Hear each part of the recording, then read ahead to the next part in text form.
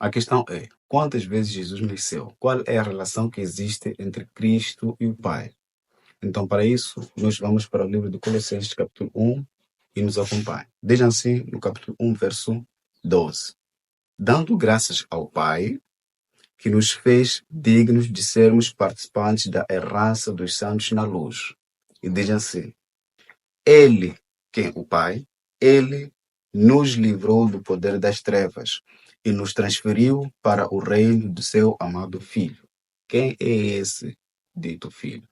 Então, diz assim, em quem temos a redenção pelo seu sangue, o perdão dos pecados. Então, através de Cristo, nós temos o quê? Temos a redenção. Através do quê? Pelo seu sangue, o perdão dos pecados.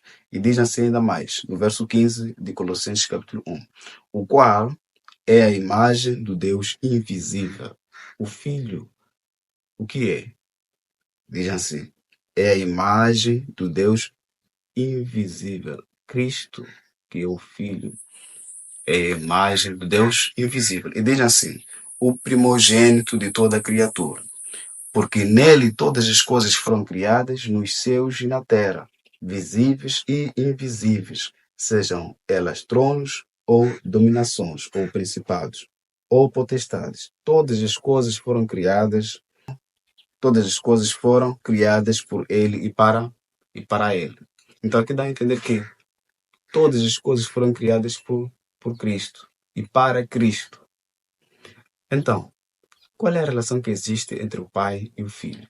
Aqui já dá a entender que todas as coisas visíveis, assim como invisíveis, foram criadas por Cristo e para Cristo. Qual é a relação que existe entre o Pai e o Filho? Contudo, nós vamos para o livro de Filipenses, capítulo 2, para juntos analisarmos um ponto essencial sobre o nosso assunto. Veja assim no livro de Filipenses. Se tem uma Bíblia, também nos acompanhe. Veja assim no livro de Filipenses, capítulo 2. Veja assim no verso 5. Que haja em vós a mesma mente que houve também em Cristo Jesus. Que nós possamos ter uma mente como a de Cristo. Diz assim, que sendo em forma de Deus, não teve por usurpação ser igual a Deus. Que ele, tendo a forma, características, forma de Deus, não teve por usurpação ser igual a Deus. Então aqui já traz o quê? Estamos a ter informações que merecem atenção. Quem é Deus? Quem é Cristo? Quantas vezes Jesus nasceu? Somente foi aqui na Terra? Ou já nasceu alguma vez num ponto da eternidade?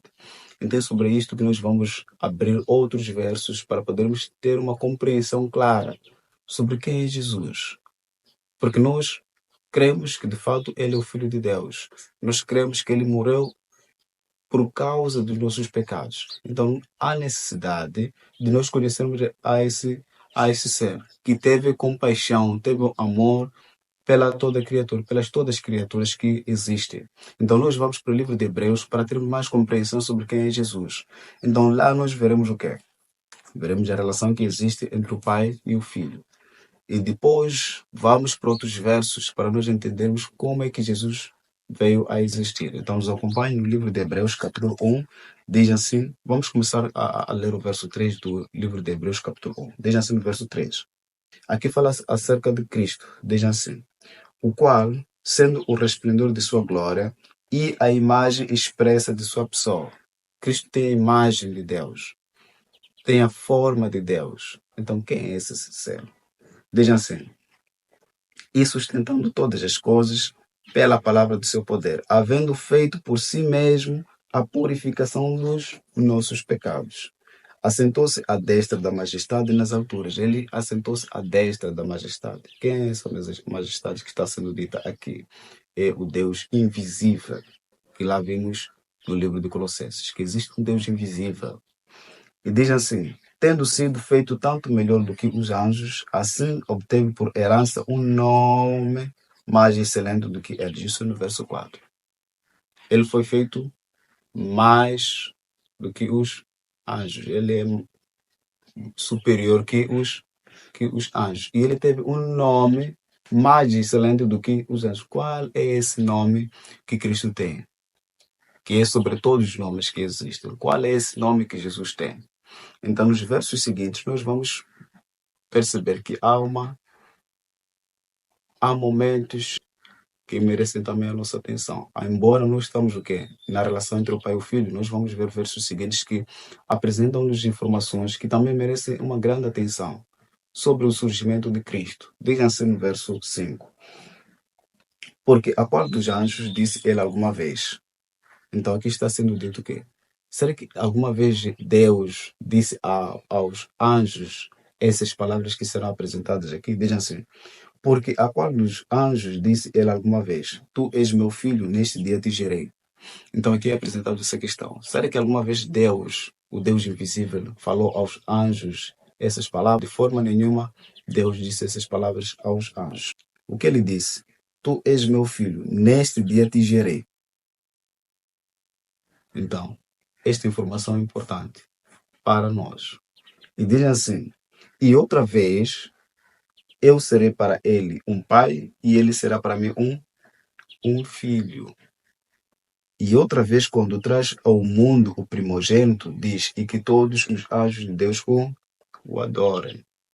Então, aqui nós percebemos um assunto importante. Vamos juntos vamos abrir nossas mentes, porque é um facto importante.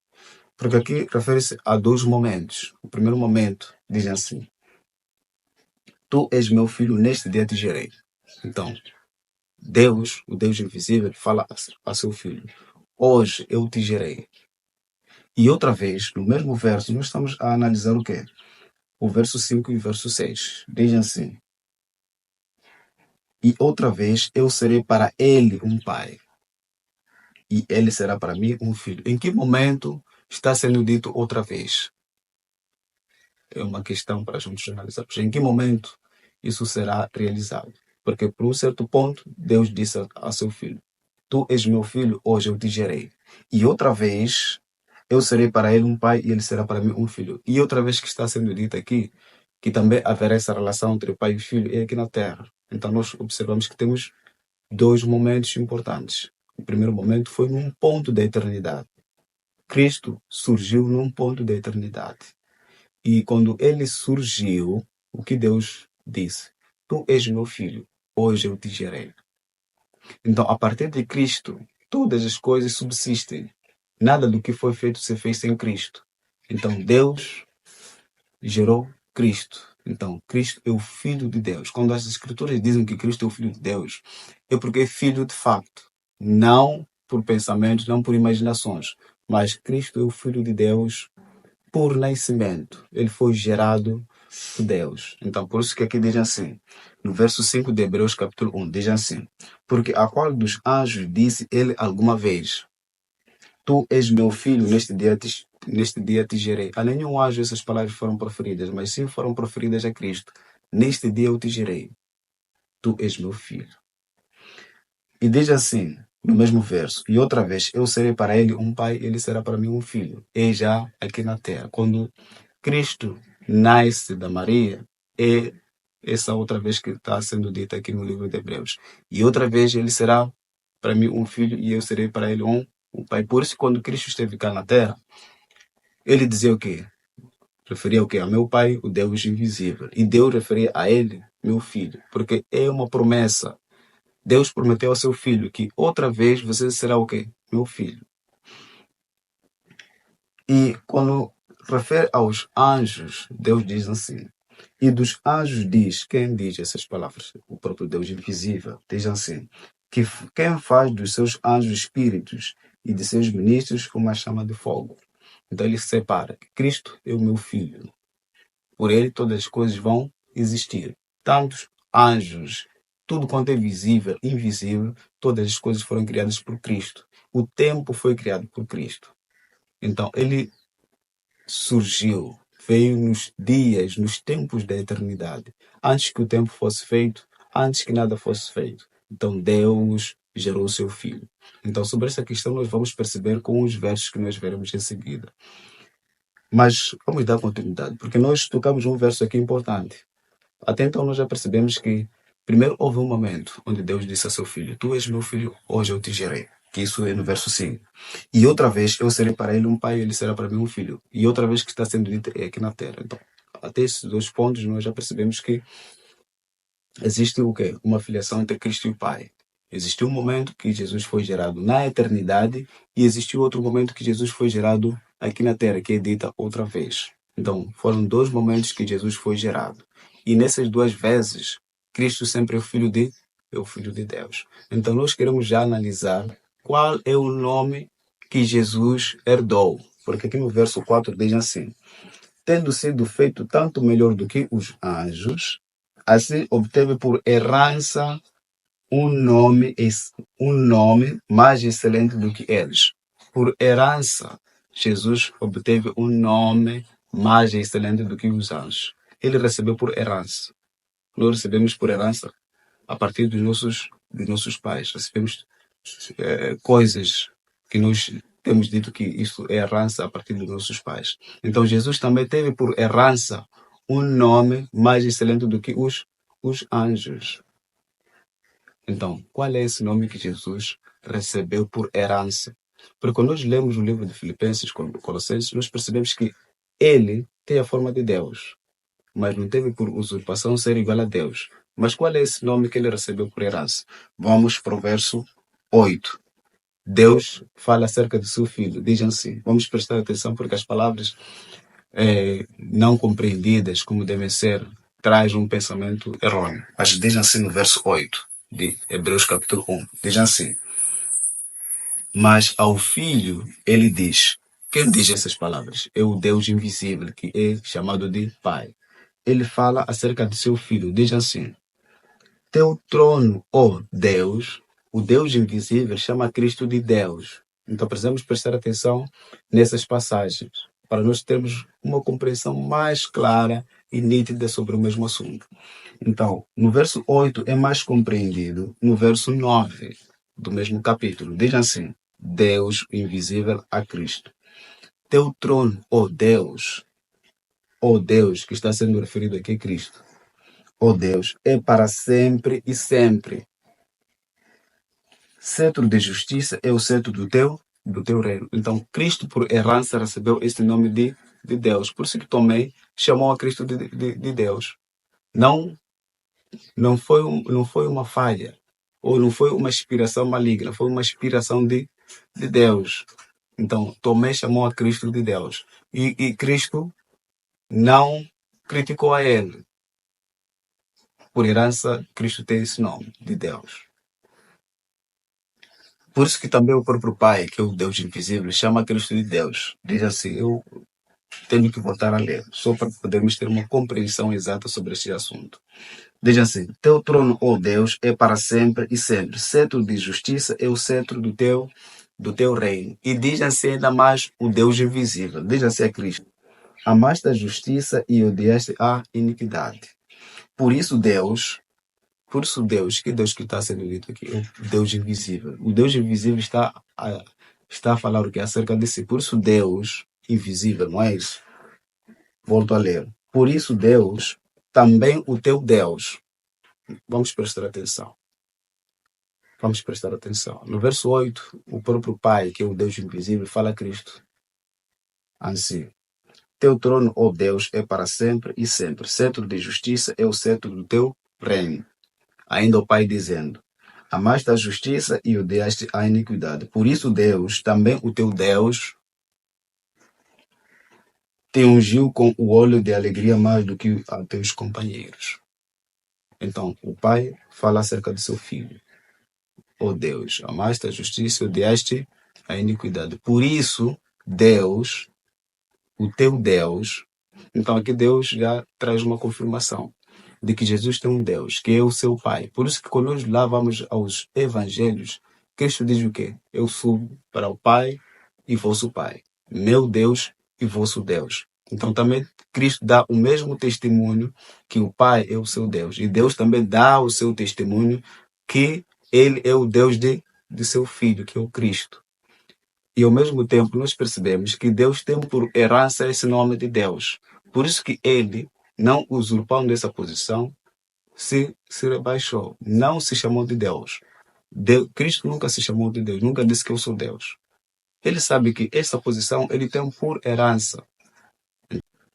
são pontos importantes para nós analisarmos, para nós termos uma compreensão exata sobre Cristo. E quando nós vamos lá para o Apocalipse, também tem essa referência. Templo do meu Deus. Então, esse é um outro ponto, mas só para podermos assim, ter uma compreensão clara sobre esse assunto. Mas até aqui nós já percebemos que existe uma relação entre o Pai e o Filho, que Jesus surgiu nos tempos da eternidade. Foi gerado pelo Pai. E depois, uma outra vez, foi gerado da Maria, onde aqui há uma profecia. E outra vez eu lhe serei para o Pai e ele será para o Filho. Então, contudo, a questão que se levanta aqui é: como é que tudo isso foi? Entendemos que Jesus nasceu num período da eternidade e nasceu a partir da Maria. Então, como é que tudo isso decorreu? Como é que tudo isso aconteceu? Então, nós vamos compreender de fato quem é Cristo. Quando nós vamos para o livro de 1 Coríntios, eu vou abrindo aqui a minha Bíblia. Quando nós vamos para o livro de 1 Coríntios, no primeiro capítulo, diz assim. No primeiro capítulo, verso 24, diz assim: mas para os que são chamados, tanto judeus como gregos, Cristo é o poder de Deus e a sabedoria de Deus. Cristo é o poder e a sabedoria de Deus. Que Deus que está sendo dito? Que o Deus invisível, que é dito Pai. Então, Cristo é o poder do Deus invisível. Cristo é a sabedoria do Deus invisível. Então, se Cristo é a sabedoria do Deus invisível, como é que nós vamos compreender sobre esta filiação, sobre esta relação que existe entre o Pai e o Filho? Então, se nós desejamos entender em que momento Cristo surgiu, teremos que voltar para o Antigo Testamento. Também lá fala acerca de Cristo. Quando nós vamos para o livro de Miqueias, concretamente no capítulo 5, aqui é apresentada uma profecia acerca do Messias. Então, vamos carregar aquela toda a informação que nós já temos a partir do livro de Filipenses, capítulo 2, o livro de Colossenses, capítulo 1, livro de Hebreus, capítulo 1. E também nós fomos para o livro de 1 Coríntios, capítulo 1, onde lá nós vimos o quê? Que Jesus é o poder e a sabedoria de Deus. Contudo, nós vamos para o livro de Miqueias, capítulo 5. Diz assim: agora ajunta-te em tropas, ó filha de tropas. Há um cerco contra nós. Ferirão ao juiz de Israel com uma vara no queixo. É uma profecia. Ferirão ao juiz de Israel com uma vara no queixo. É o primeiro verso do capítulo 5 do livro de Miqueias. Ferirão ao juiz de Israel com uma vara no queixo. Quem é esse juiz que está sendo dito aqui? Mas vamos ler o verso 2. Diz assim: mas tu, Belém Efrata, embora sejas pequena entre os milhares de Judá, de ti sairá aquele que é governador em Israel. Aqui refere a Cristo. Repito, verso 2. Mas tu, Belém Efrata, embora sejas pequena entre os milhares de Judá, de ti sairá aquele que é governador em Israel. É uma profecia acerca do Messias, que, embora Belém seja pequena, mas será a partir desse local onde o governador irá nascer. E diz referência à sua origem. A seguir diz assim: e cujas saídas refere-se ao quê? Origem. Aqui já apresenta qual é a origem desse governador, desse juiz, desse ser. Diz assim: e cujas saídas têm sido desde os tempos antigos, desde a eternidade. Desde a eternidade. São o quê? Esse juiz, esse governador teve a sua origem. A sua origem nos tempos antigos, nos dias da eternidade. Quando dá essa referência dos tempos antigos, são palavras humanas, mas as palavras profundas são estas, desde a eternidade. Quer dizer que foi no tempo da eternidade que esse ser, que é o Messias, surgiu. Então, de que forma surgiu? É aí que nós vamos para o livro de Provérbios para podermos ter uma compreensão mais clara sobre este assunto, porque esses versos não clarificam como é que tudo isso foi. Só apresenta que ele surgiu nos dias da eternidade. Antes que o tempo fosse criado, antes que nada fosse criado, ele surgiu nesse período. Então, quem é esse ser? Como é que ele veio a surgir? Então, nós vamos para o quê? Para o livro de Provérbios, para nós termos uma compreensão clara sobre isso. No livro de Provérbios, aqui é apresentado de uma forma detalhada sobre esse processo. No livro de Provérbios, capítulo 8, primeiro devemos lembrar que no livro de 1 Coríntios, lá nós vimos o quê? Que Cristo é o poder e a sabedoria de Deus. Diz assim, no verso 1 do Provérbios, capítulo 1, do Provérbios, capítulo 8, no verso 1, diz assim: acaso a sabedoria não clama e não ergue o entendimento à sua voz? Ela se posta no topo dos lugares altos, pelo caminho, nos lugares das veredas. Então, este todo o capítulo de Provérbios, capítulo 8, fala da sabedoria. Então, a questão é, quem é essa sabedoria? Contudo, nós vimos lá no 1 Coríntios que sabedoria é Cristo. Cristo é a sabedoria e o poder de Deus. Quem é esse Deus? O Deus invisível, que é o Pai. Agora, quando nós vamos logo para o verso 22, aqui já vamos prestar atenção. No verso 22, a sabedoria continua a dizer: o Senhor me possuiu no princípio do seu caminho, antes de suas obras mais antigas. Antes das suas obras antigas, antes que nada fosse criado. Nós vamos ver nos versos seguintes sobre essas palavras. O Senhor me possuiu, o Senhor me trouxe à existência. Eu nasci, o quê? No princípio do seu caminho, antes de suas obras mais antigas. Este é um verso importante. Diz assim: o Senhor me possui no princípio do seu caminho, antes de suas obras mais antigas. Isso é o verso 22 do capítulo 8 de Provérbios.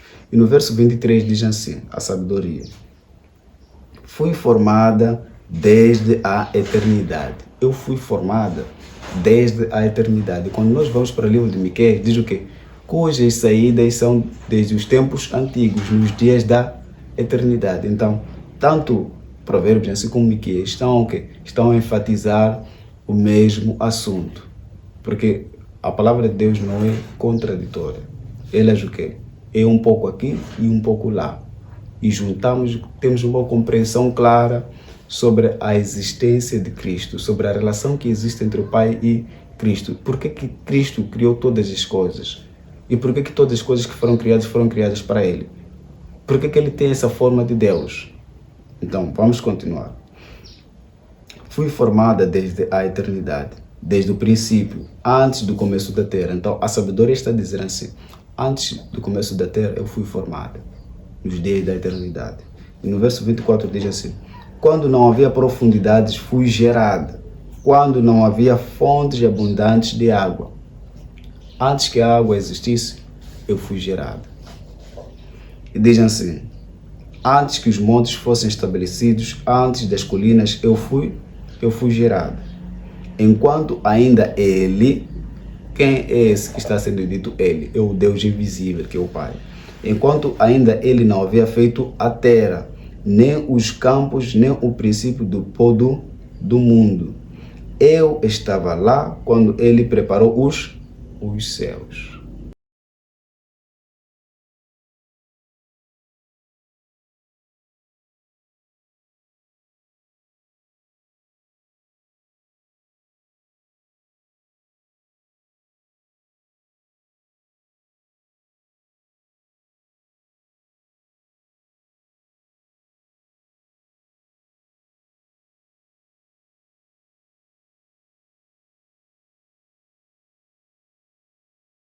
Gerado antes da criação do tempo, antes da criação de nada que existe.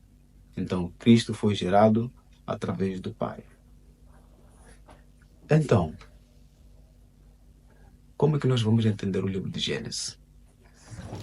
Será que só nessa criação era o Pai e o Filho? Não existia uma outra entidade que participou nessa criação? Podemos pensar isso. Mas vamos ver o livro de Gênesis. juntos vamos assim perceber. No capítulo 1 do livro de Gênesis, verso 26, diz assim: E disse Deus, façamos o homem à nossa imagem.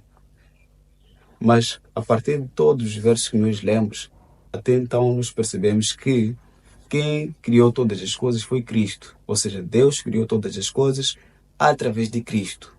Mas aqui no verso 26 do capítulo 1 do Gênesis, diz assim: E disse Deus, façamos o homem à nossa imagem, conforme a nossa semelhança, e que eles tenham domínio sobre os peixes do mar.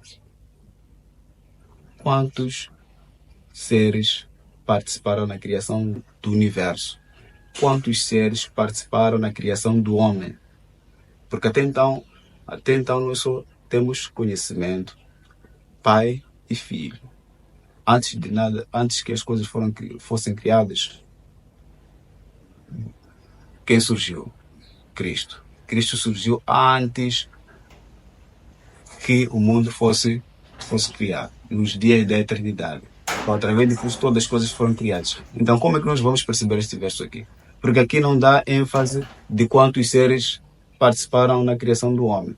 Alguém pode dizer que não, aqui refere a 4 seres: Pai, Filho, anjo A, anjo B, por aí em diante. Ou Pai, Filho, Espíritos. Podemos dar ênfase de várias ideias. Porque o verso aqui não diz quantos seres participaram na criação do homem. Mas com os versos que nós já lemos, entendemos que todas as coisas foram criadas por Cristo. Mas aqui dizem assim: E disse Deus, façamos do homem a nossa imagem. Então, para nós termos compreensão deste verso, o que é necessário? Nós devemos ler um pouco aqui e um pouco lá. Quando nós vamos para o mesmo livro, que é o livro do Hebreus, onde lá nós lemos, diz assim: no capítulo 30 do livro do Provérbios, diz assim. Vamos para o verso 4. Repito, Provérbios 30, verso 4. Diz assim: Quem subiu ao céu ou desceu? Quem juntou os ventos nos seus punhos? Quem amarrou as águas em uma roca? Quem estabeleceu todos os confins da terra? Então aqui está a dar referência ao quê? Quem criou todas as coisas? Quem subiu ao céu desceu? Quem desceu subiu, por aí em diante. Então está a dar referência à criação de todas as coisas. São questões que estão sendo apresentadas aqui. E dizem assim: qual é o seu nome? Qual é o nome desse ser que criou todas as coisas? E qual é o nome de seu filho, se podes dizer? Então dá referência a 2 seres. Qual é o nome desse Criador e qual é o nome de seu filho? Repito, Provérbios 30, verso 4. Quem subiu ao céu ou desceu? Quem juntou os ventos nos seus punhos? Quem amarrou as águas em uma roca? Quem estabeleceu todos os confins da terra? Qual é o seu nome e qual é o nome de seu filho, se podes dizer? 5. Toda a palavra de Deus é pura. De fato, toda a palavra de Deus é pura. Não há contradição. Tudo está esclarecido. Então, o que temos que fazer é ler um pouco aqui e um pouco lá. Então, a chegada até este ponto, nós percebemos que quem criou todas as coisas foi Deus e Cristo. Deus disse a seu Filho: façamos o homem conforme a nossa semelhança. Não se refere a 3, 4 ou 5 seres, mas só o Pai falou a seu Filho. E disse Deus: façamos o homem à nossa imagem. Então aqui refere o quê? Qual é o seu nome e qual é o nome de seu filho. Então só são 2 seres que criaram todas as coisas. Então nós ficamos por aqui. Até então nós percebemos quando é que Cristo nasceu. Ele nasceu nos dias da eternidade. Antes que o tempo fosse criado, Jesus foi gerado pelo Pai. E quando nós vimos lá no livro de Hebreus, percebemos que há uma profecia. E outra vez, eu lhe serei por pai e ele será por filho. Então, essa profecia foi cumprida a partir do seu nascimento aqui na Terra, através da Maria. Então, temos 2 momentos. Cristo nasceu nos dias da eternidade e também nasceu no nosso mundo, através da Maria. Então, contudo, nós percebemos que existiram de fato 2 momentos e que existe uma relação entre o pai e o filho. E essa relação é de fato verdadeira. Que Deus tem um filho, que é Jesus Cristo, e Jesus tem um pai, que é o Deus invisível. E Cristo tem um nome que é mais excelente do que todo nome, que ele recebe por herança todos os atributos de Deus. Então, em forma de Deus, ele não teve por usurpação ser igual a Deus. Então, ficamos por aqui. Qualquer dúvida, questão, apresenta nos comentários e juntos vamos analisar.